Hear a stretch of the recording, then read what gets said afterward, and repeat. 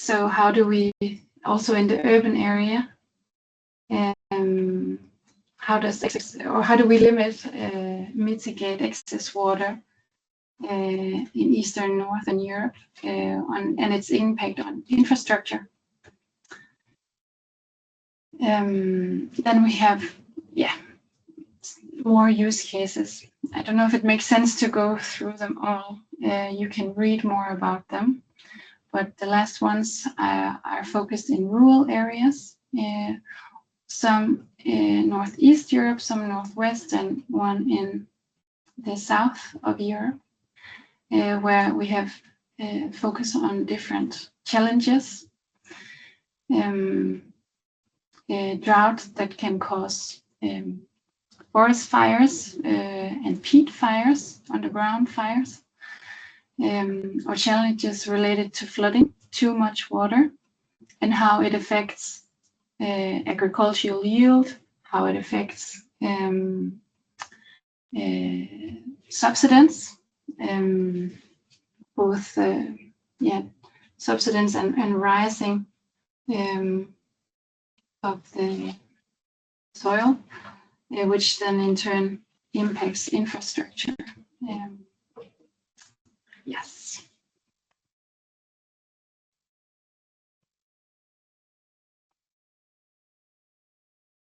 This is the timeline. So we already went through this preparatory phase where we have collected all the user requirements and prepared this big tender document. And now we're in this tendering phase. It started, we published the tender the 5th of September. And this tendering phase runs until the 26th of February. I will go through more detailed timeline for this tendering phase a little bit later in the presentation. But now we are presenting an information and informing about the tender. And we are receiving questions from suppliers, which we're answering. And then we're going to start receiving the bids. Then in the next phase of the tender, we will select 5 suppliers that will go to the first phase of the solution design. Then 3 of these will continue to phase 2, where it is prototype development, and then phase 3, test and validation in real-life environments, where 2 of the 3 suppliers from phase 2 will be selected. And then, of course, our aim is that after the PCP-wise project, public buyers in the project will want to procure the solutions developed during PCP-wise.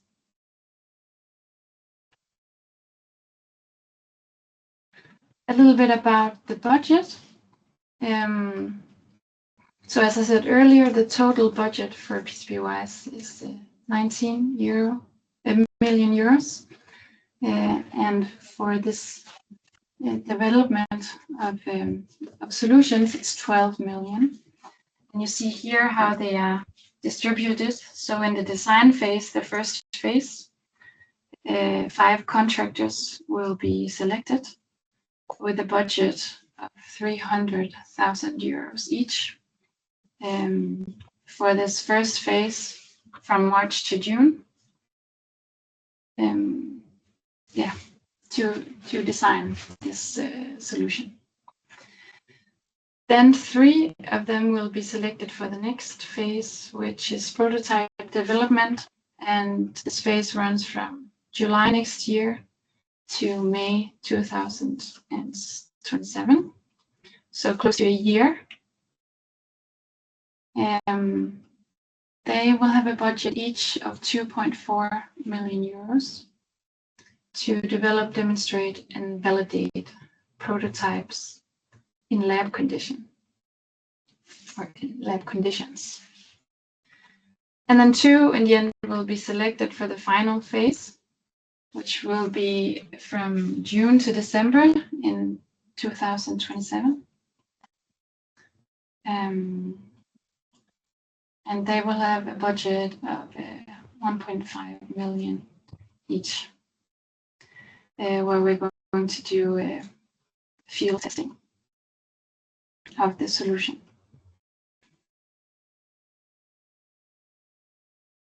Then I will talk a little bit about how you will be selected. So there are some eligibility exclusion criteria. I will not go through everything in detail, but here are some highlights. So your company has to be established in an EU member state or Horizon Europe affiliated or associated country. You can submit a tender on your own or together with others. And you can use subcontractors for smaller tasks, but we don't recommend for bigger essential tasks because you will be fully liable for subcontractors.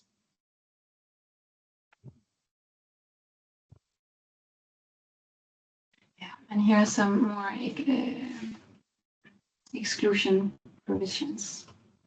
I don't know if I want to say anything about this. Of course, it's important that the proposed solution is not already available on the market.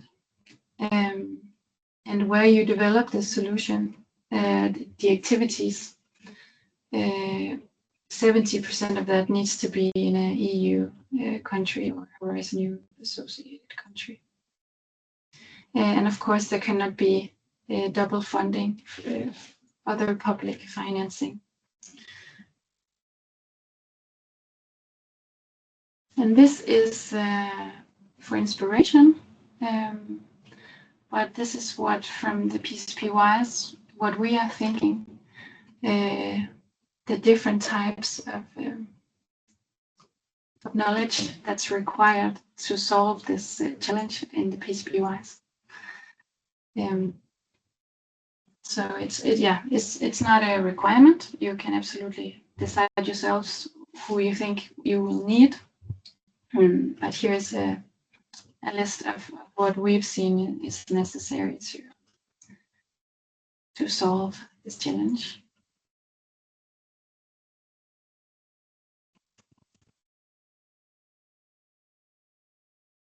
Then we have 3 slides where we have the evaluation and selection criteria. I am not going to go through all of these criteria, but just to tell you that there are 16 criteria that are mandatory. So if you don't fulfill some of these selection criteria, your proposed solution will not be taken into consideration.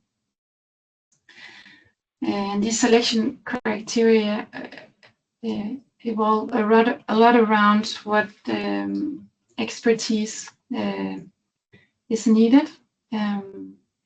So, for example, you need experience regarding hydrology modeling in urban context. You need to provide a CV of an expert related to hydrology modeling in urban areas with over 5 years of experience. And the selection criteria continues like this. In different areas of expertise, you need to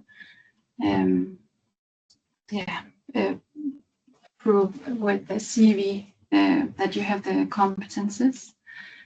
And there are 16 of these selection criteria.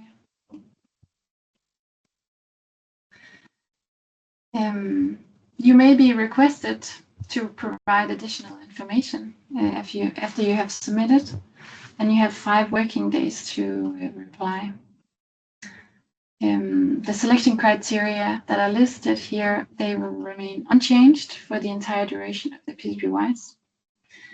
And as I already said, if you don't comply with just one of these criteria, your tender will be excluded from the PCP-WISE.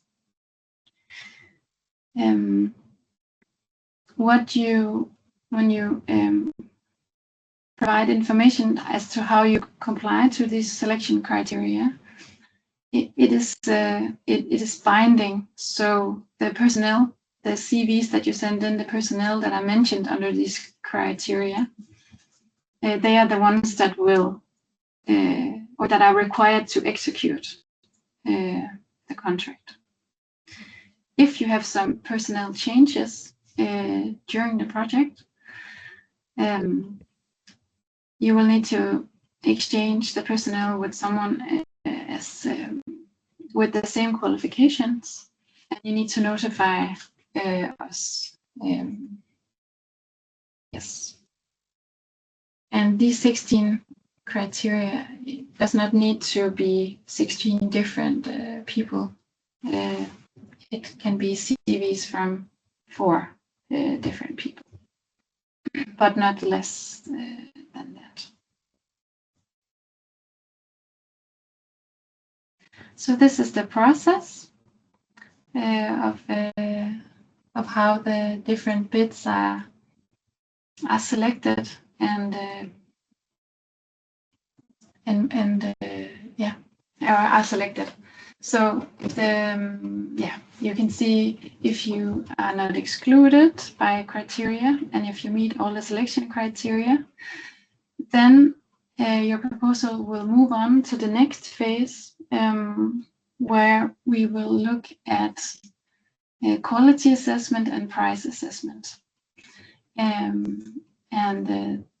The process is that we have these weighted award criteria, where the maximum amount of points you can get is 90 points. And 49 of these are on the impact on the challenge. 23 is concerning the validity of the technical approach, and 18 of these points quality of the tender. Of the 19 points, there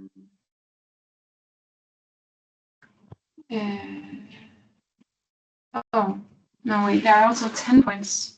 Yeah, so it's more on the technical offer that we weigh the solution, but also on the financial offer.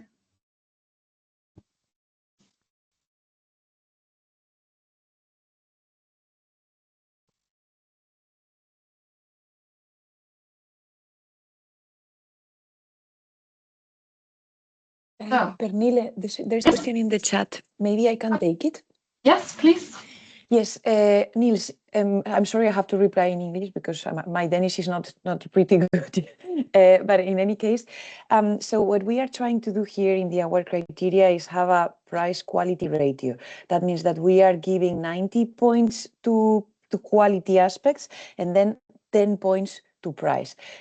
What means that there is a fixed budget, it means that there is a maximum cap per contractor. So if you read the tender documents, you will see that per phase, per contractor, there is a maximum cap. That is what we mean as fixed. You cannot go over that budget. But below that budget, there is also a minimum cap, but below that minimum cap, so in between the minimum cap and the maximum cap, you have leeway to select the budget, the price that you want to offer for phase 1, phase 2, and phase 3. And depending on that and on a formula that is correctly described and fully described in the tender documentation, you will receive more or less points. Maximum points that you will get in any case is 10. I hope this fully covered your question. If not, please feel free to ask. Thank you, Pernille. That was it, sorry. Thank you, Alicia. So where can you find the tender documents? It's on this platform called e-procurement platform, and the link is here. And I will also put it in the chat as soon as I finish my presentation. Or maybe, and as Lucia, maybe you can But anyways, it's all there. And that's also where you can ask questions today, of course, but then going forward, you can ask questions on this through this platform. And you need to, of course, register in there. Yeah, and you can find all the information under. Yeah, thank you, Anna. Then we also have the PCP-wise community platform. Yes, yeah, and you can also use the QR code here to find the e-procurement platform. Then we also have this PCP-wise community platform, where you also can register.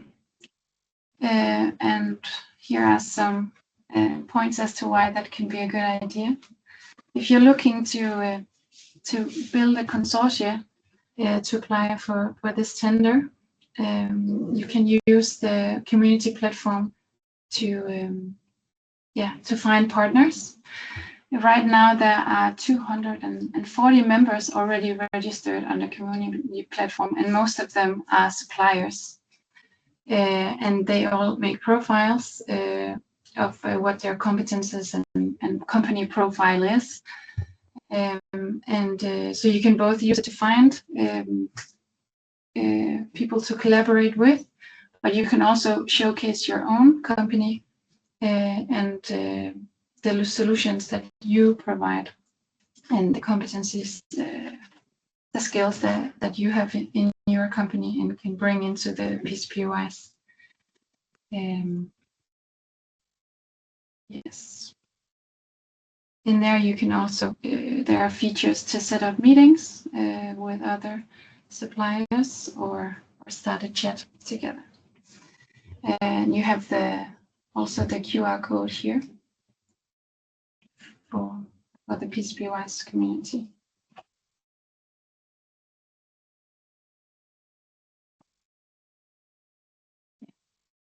And again, who are on the platform already, there are suppliers, there are many, there are the private buyers, there are water authorities from around Europe, and we also have other public organizations, national, regional, local levels. And of course, then we have also the ones that are interested in following the project in general.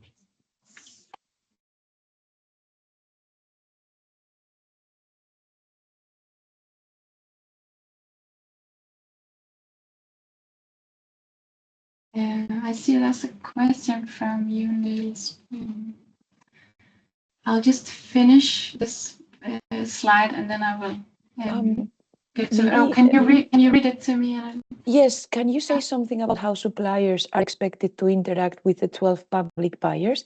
You mean during the actual implementation of the PCP or now before the actual PCP? Because I think that's two different things. If you could further clarify, Niels, that would be helpful. Okay. Both.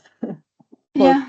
Okay, so before, the thing is that now you can interact, and that's a really good point. You can submit all questions that you may have regarding the tender documentation through the Studio Amicat platform.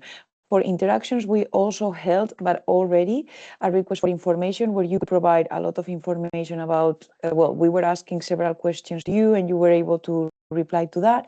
And we also held some open market consultations to provide more information and to also have a Q&A session as we are having right now. For now, the way to interact is to submit your questions via the Tutogare platform, so the link that I just copy-pasted above. And of course, if you are selected to participate in PCP-wise, there are regular meetings, regular, milestones where you are going to have full contact with the public buyers. You probably will have more contact with the lead procurer because, of course, they are going to be the ones in charge of communications on behalf of all the buyers. But that's how you are going to be in full communication with them throughout the whole PCP project. I hope this also clarified a little bit. If not, please, again, feel free to keep asking. Thank you. Yeah, and actually then also on this slide, it says that you can also communicate through the PCPWise platform via protocol.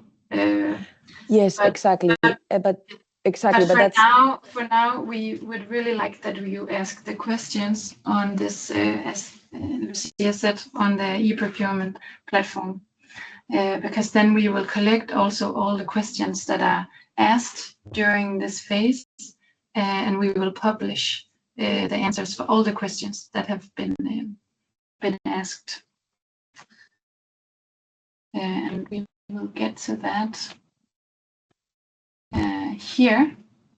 So here is the key dates for the coming months. So we are in this process where we are from the 15th of September to the 11th of November. We have these info webinars like today. And then on the 24th of October is deadline for submitting questions about the tender documents.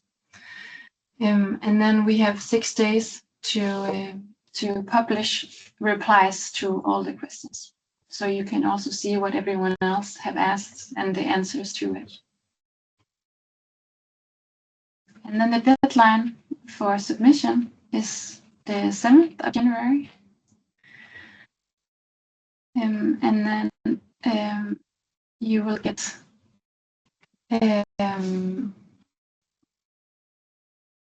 you will receive an answer if you have been selected or not.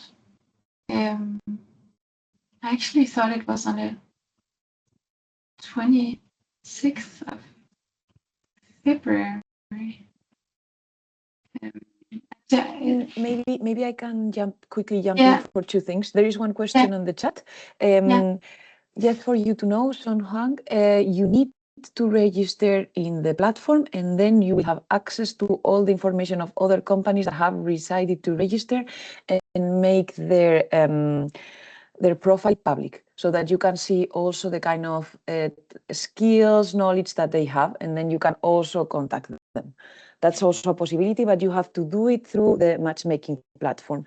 And then about the dates, the thing is that we are going to be awarding in March, Pernil. So we are going to be, we are expecting you to submit all your tenders until January, and then we will have 2 months to evaluate everything. We expect to have a lot of interesting proposals, so we will need a little bit of time. And then we will be awarding in March a framework agreement and a phase 1 contract.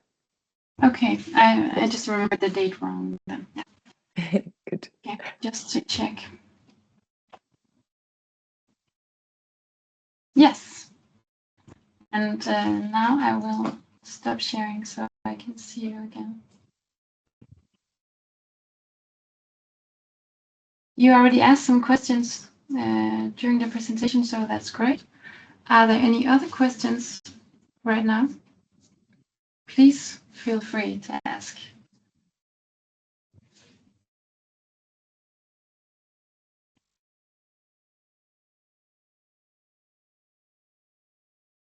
Interesting question. How do you foresee public buyers' role in the design phase?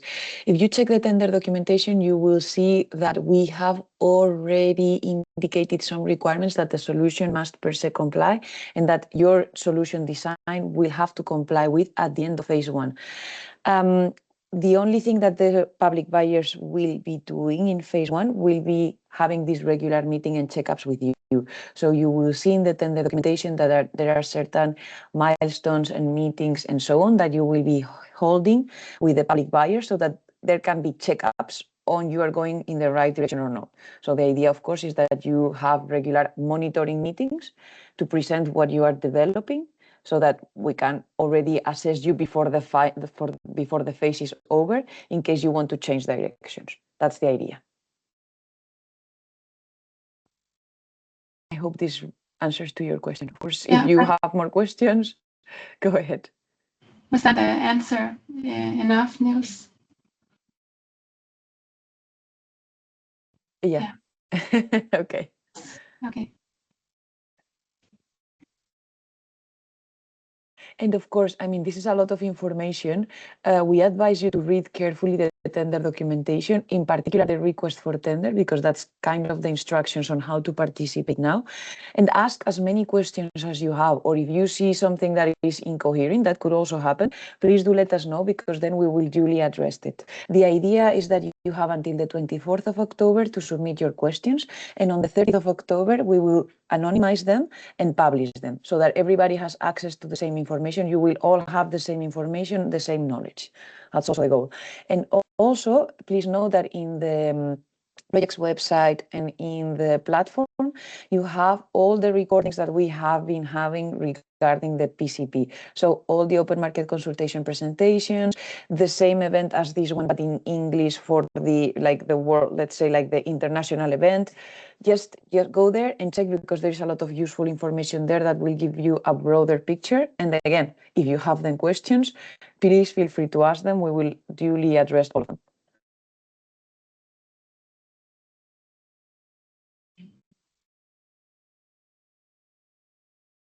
So you can ask questions in the chat, but you can also feel free to raise your hand and ask them. Yeah, we do like voices. Yeah, exactly. We do like voices.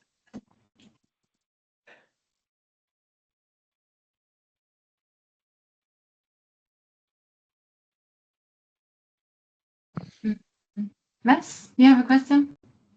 Yeah, thank you for your presentation. Pernille, is very exciting project. I followed for quite some while, so I don't really have any questions, but I'd like to ask if the presentation, the PowerPoint from today will be available. Yes, it will be. Yes.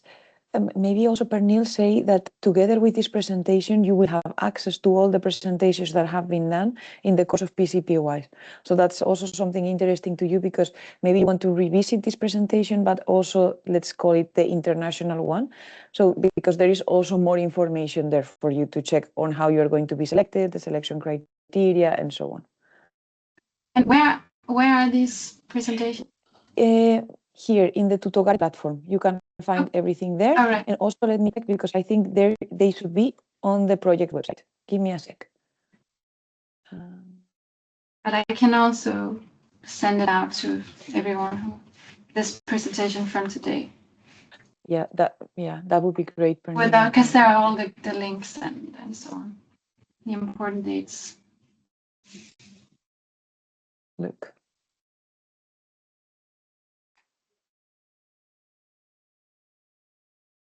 Thanks, Mess. And thank you. Yeah, Gidas from Geomatrix. You have a question? Yes, hi. A very straightforward question, really. I'm from Lithuania, and one of the companies which is very much busy with that topic, with the wetness topic across Europe. My question is very straightforward. As I said, do you know any of the teams which are forming currently, or it's all behind the carpet still? No one knows anyone. I mean, are people teaming already or not? That's something that we would like to know as well. So it's the million-dollar question.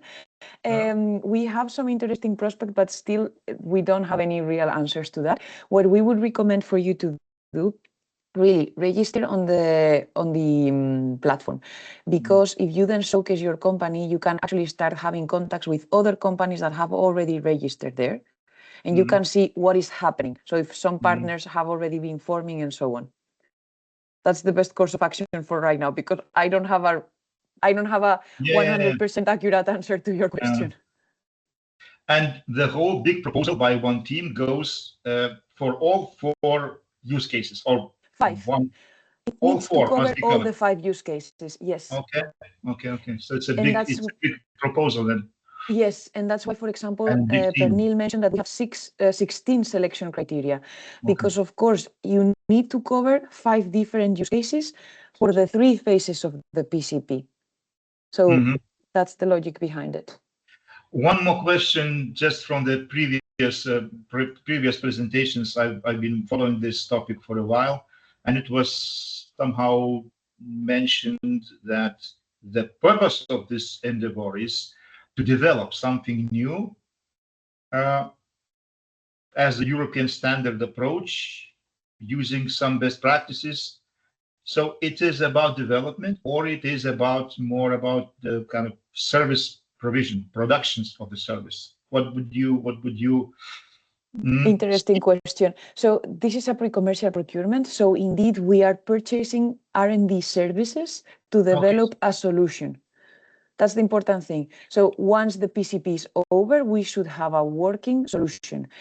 And if we want to purchase commercial volumes, then we will launch another procurement procedure. That's a public procurement of innovative solution. And that's the idea. Then about the solution that is going to be developed, I think Hans showed up. I think probably just to answer that in the camera. Hans, let me leave you the floor for that one if you want. Yeah, of course, in the webinars in the previous 8 months, we have been telling a lot about what our intention is with the project. So you can also have a look on the PCPWise.eu website we just posted in the chat. But to summarize, we have 5 areas in Europe to represent the different problems, which Pernille already mentioned with the 5 use cases. Behind those use cases, we have buyers, but also user communities. So we have built, based on those user communities, also use case descriptions and user storylines, so that you understand how their working environments are and how the PCP-wise information provision, developed by you as a consortium, will help them to improve their current working practices, like maintenance, but also inspection processes, and also to anticipate to extreme situations of too dry or too wet underground soils. And that will help to fight future extremes like wildfires, subsidence, and also flooding mechanisms. And of course, you cannot prevent it, but you can help to build up more resilience with those users, with your information, to anticipate and to take measures, and that's kind of stuff. So that means that the information provision, like we have a weather service, we have now a more long-term pre-disaster information service, sometimes months before the actual situation might happen. And so it's good to read all those use cases and also to see the problems. And to develop this multifaceted and multidisciplinary information provision. That's why we also need a set of different skills. That's also presented by Pernille. So at least 7 or 9 different skills are needed to build up such a multidisciplinary information approach.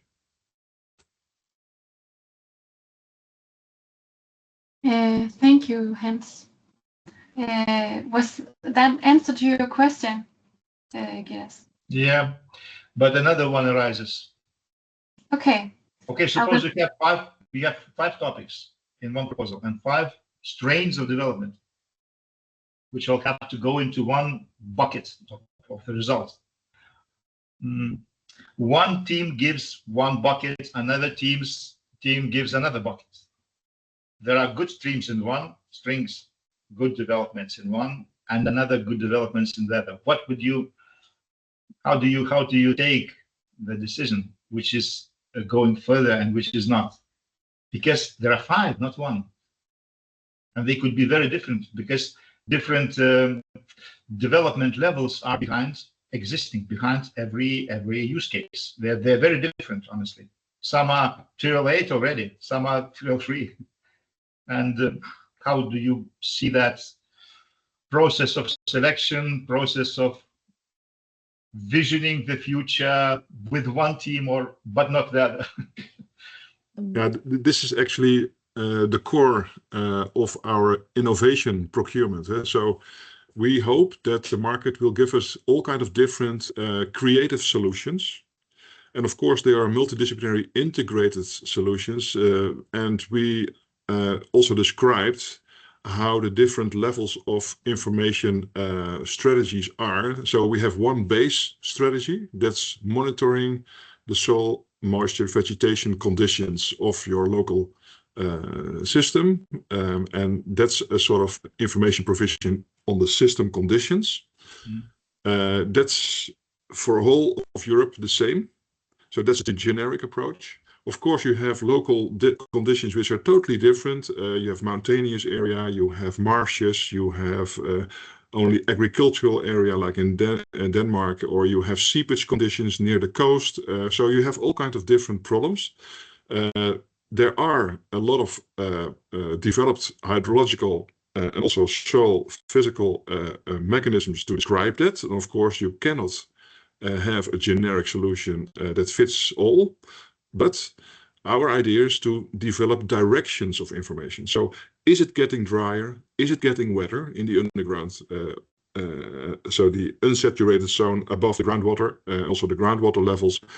And that's the first step. The next step is to define, once you have drying out or wetting out from those daily monitoring system, you can see what are the extremes of those local systems. And the extremes are different per sector. So agriculture sees dry or wet differently as nature or urban area. So that means that you have to differentiate per sector. And that's why we have the use case descriptions. And that's the second generic approach for the whole of Europe. We hope that the 5 sites give representation of those extremes on this daily monitoring mechanisms you develop. And then we have the third category, that's the nice to have category, and that's more on how can we have additional creative solutions to improve those basic insights on the regular and on the extreme monitoring I just mentioned.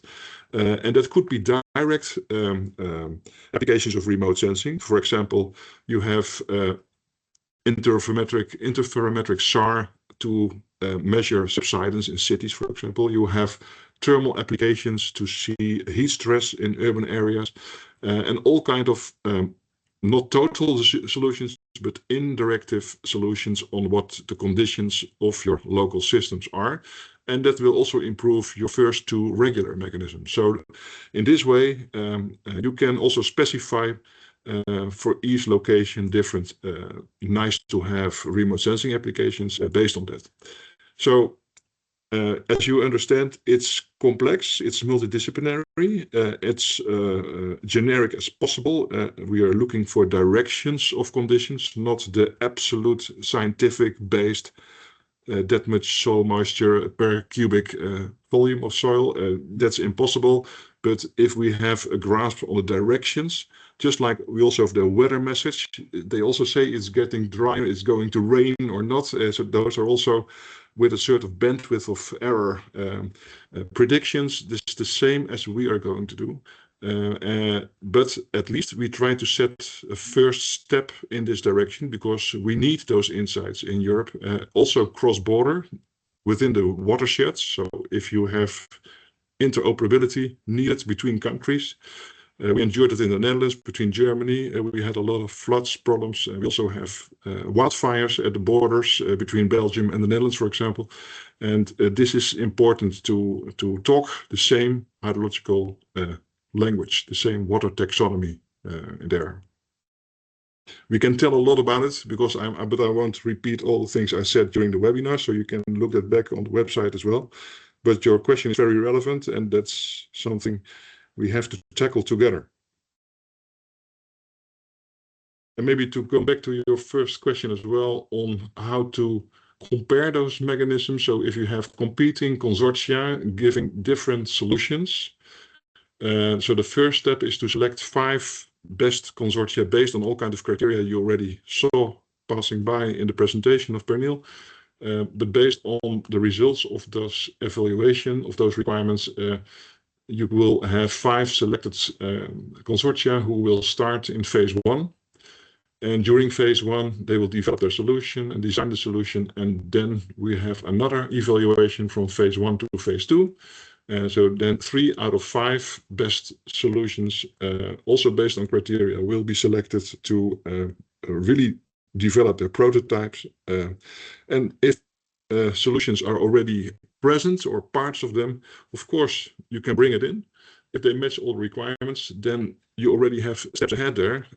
Some consortia already have that, I know that, but they still need to comply to those user requirements we collected in the first phase of this 8 months of this project. So this is something they have to adapt their solutions and also improve their solutions with their creativity. And then from phase 2, then the 2 best will be asked to give demonstrations with real scenarios of user problems, so that everybody, all the buyers and user communities, can see what the use of PCP-wise in their working environment can be, and what the what the results are to improve their working environment. Thanks. Thanks, and good to get the detailed answers. Niels, you have a question?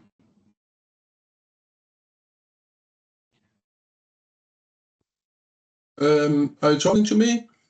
Yes, Niels, you have your hand Yes, thank you. raised. Yes, I had a question, and it was answered, but I have another one. Right. First of all, I'd like to thank you, Pernille, for a very nice presentation and walkthrough of the framework of the call. My question is, I'm going back to my previous questions about how to interact with the public buyers, and I'm still a little uncertain of which degrees of freedom do we have as a provider to engage with the public buyers in the design phase, and also in the other phases. But let's just start with the design phase, which is the current one, right, coming up. I mean, Anna mentioned regular meetings, for instance, and then, very traditional setup, if you will. But are we free in our proposal to devise any kind of interaction and active measures with the public buyers?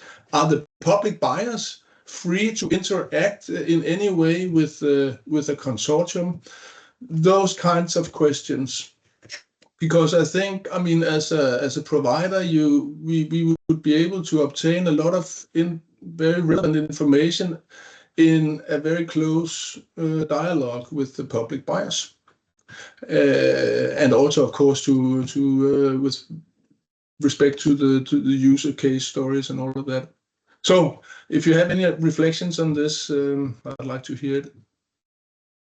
Thank you. Yeah. Maybe I can start. Maybe Annabelle can say, or Anna Lucia can say, what the formal issues are here. I'm sure you need, if you design a solution, I have had a company myself for 15 years, and you need demand-driven and also user-driven interaction to design a well-fit solution. So that you're right, you need the interaction. Of course, we already did a lot of interaction in the first 8 months with webinars, with buyers and users. So we already have been questioning and targeting to design a demand-driven mechanism already inside our team. So with the 12 public buyers and the user communities, about 120 users behind it. So that's already a lot of work which has been done for you already. So you have to regard it as like this. Then, of course, if you want to have interaction with all the 12 buyers, but the 5 lead buyers for the 5 test sites, those are most relevant in the design phase. They represent also the other buyers and end users. Then it's you have different mechanisms. One is the community platform still. So you can have a lot of questions through to the buyer communities, which are also present in the user community. That's the Enrich Global platform, which is designed for this as well. But that is more on chatting. So then you don't have direct telephone contact or visual contact, but you also have the possibility to once you have really burning questions, because we also want to design solutions which is representing all different areas and buyer community. So we need to have a generic solution there. And it's important to have also a sort of insight in what are your questions, so that we can also apply it to the other users, but also to the other consortia. So it's also good to share those issues together. And so we have to also think about the right mechanism there, how intensive those interactions with those buyers can be and what they want. Because they also have their own restricted time. And if all the consortia are diving into all those buyers and users, then you will get chaos. So we need to structure that somehow. But maybe Ana Lucia or Annabelle have some ideas on how it worked in other PCP projects, because for us, it's also the first project we are managing now. Thank you, Hans. And Annabelle has left now, but I can perhaps provide some input here. In principle, Niels, the dialogue with the buyers is open throughout the phases. You always receive feedback, especially at the end of the phase. But during, let's say, phase one, there are some milestone moments where you can have specific meetings with the public buyers. And the public buyers are led by the lead procurer, which is Headwaterschapshouse. So this is the initial channel to connect with all the buyers.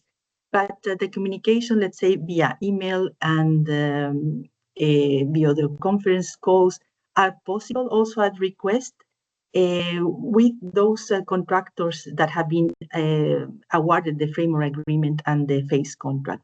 So yeah, this interaction is possible and indeed is actually desired because the solution needs to be developed based on these needs of the buyers and represent the use cases as well.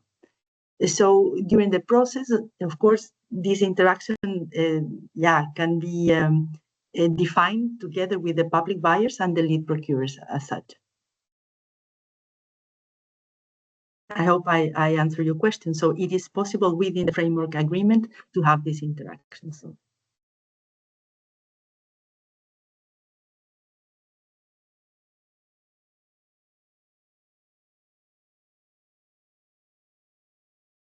Do you have any other questions or? Oh, sorry. So I was just to make sure. So, for example, if Niels and DHI or their consortium wants to have like a workshop with some of the buyers to have this interaction, for example, if they want to make their solution the most best they can, and they want to do it in their own kind of process, that's they might have the freedom to do that. Ana Lucia. Yeah, that's a good point, Pernille, because in your proposal, you can also propose the type of interaction you want to have with the buyers and the methodology we want to pursue.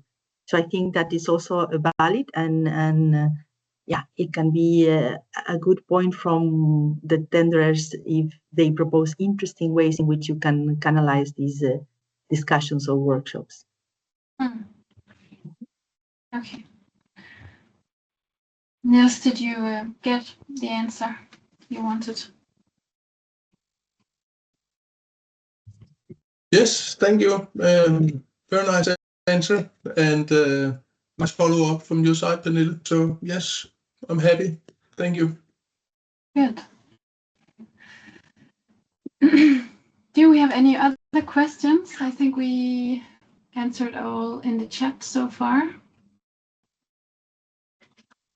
Let's see if... No. Okay.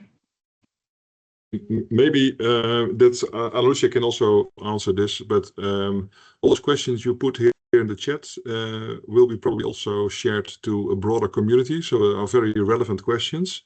And we might also give answers there in a generic fashion for everybody who is reading this. So in the Q&A document in the end of October, all interactions we had in the past, also in the OMCs, the open market consultations, and the webinars we had, but also including this one, this matchmaking, that provides questions and our answers, and that will be publicly also, Yes.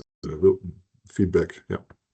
Yes, that's correct, Hans. So all the questions have been gathered and compiled in one Q&A document that will be published. So you'll see that several suppliers have similar questions, and we make reference to the tender documents and also reply to questions that have been asked during the webinar. So you probably have this official answer to this question you asked me as well. Yes, and we welcome questions. We have spent a lot of time developing, especially Anna Lucia and Hans here. I've spent a lot of time developing this tender document, but of course it's not perfect. So we really welcome questions to make it more clear for everyone, because we are of course interested in many great solutions for this, to meet this tender. So we're absolutely open to answer questions and collaborate with you and help you also in finding partners. I think there's great possibility on the platforms that we mentioned. But if you need further assistance, you can reach out to me. We can provide you with not only for Denmark, but these meetings like we're hosting today, we are hosting in many of the other partner countries as well. So we have the participants lists from these events as well. Yeah.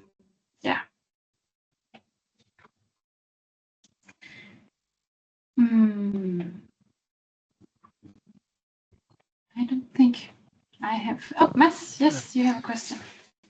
Pernille, do you have a list of who attended the meetings in the other countries? Yeah, we do. Yes, or at least the ones that registered for the event online. We have that, so we can share that. Okay, sounds good. Yeah.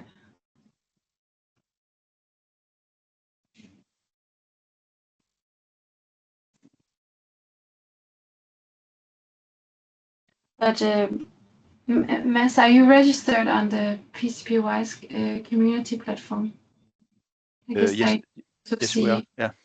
See many of the suppliers there. Yeah. That's also a good place to find partners.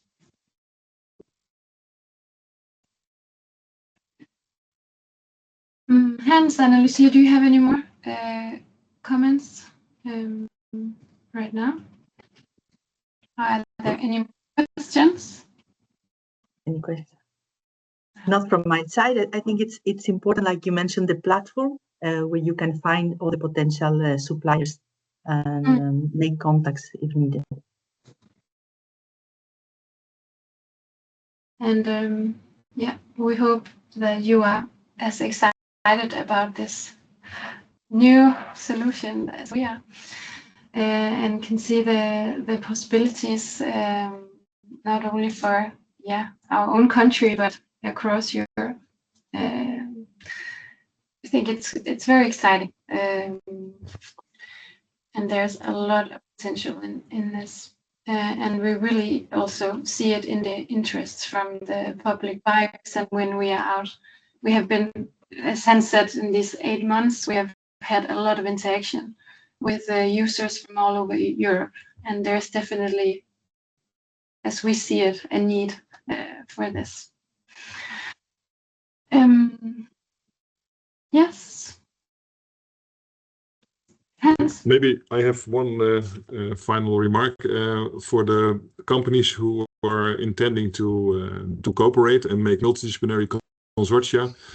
It's very wise to think that this is not only a project, but we also have a project afterlife. So if you design a solution, and of course you want to make a very competing solution, then you need to invest also time, and maybe you need an additional investor partner who thinks more long term. Once you want to implement your service. So you have your own IPR, you're the owner of your solution, but it needs to provide information which will be shared to the European community. So the information as a result of your solution will be shared to the future buyers and users in Europe. And then in the end, after 3 years, we are intending, and that's a whole process again, to make an implementation strategy for a pan-European application of your or maybe other competing solution for the whole of Europe. And that requires a scaling mechanisms. It requires a scaling and long-term vision. So not only during the project, but also a project afterlife vision. So I'm just mentioning this, that this is not a traditional horizon European project. You have funding, but it's quite needed to have commitment and investment on the long term so that you will have your business case also sound on the long term. Now you invest, and then later you will have a commercial return. And that's important for companies. I know that myself as a company, it needs to be well, competing, but also commercial long-term vision you need to develop together with your partners in your consortium. So that's the message I want to give you as well. Thank you, Hans. Yeah, it's very important what you mentioned, Hans, because now this project has a funding to really tackle needs of 12 public buyers and different end users. So after this project that is fostering the development of these solutions, the idea is to have a follow-up phase for the purchase of such solutions or the services. And that's the real aim after the project. So it's really trying to speed up and steer the research and development on the specific needs of these public buyers so that they can get the solutions faster or purchase them faster after the end of the project. So it's an opportunity to have this financing, let's say, which is an important funding from the Commission. I think is the PCP that has the highest funding now in the Horizon Europe program. Sort of seed money mechanism, yeah. Good. Thank you, Hansen and Lucia. Then I think I will. I think we will end this part of the meeting. There's still 15 minutes left. So if you that are here, the possible suppliers, if you want to stay in the meeting and matchmake or talk amongst yourselves, you're welcome to that. It's not mandatory, but it's an opportunity. Or you can use the time to go in and look on the platforms if there are no further questions. And feel free to contact us or send more questions to the platform. Always Yes, welcome. Exactly. And I will follow up via email with the slides from today, and I can send Matthew interested in maybe a list of participants from the other webinars like today. Okay. Yeah. Great. Thank you very much. Thank you so much, Pernille. Thank you. Thank you for attending. Thank you. Thank you. Thank you. Thank you Bye-bye. very much. Yeah, bye-bye. Bye-bye. Bye-bye.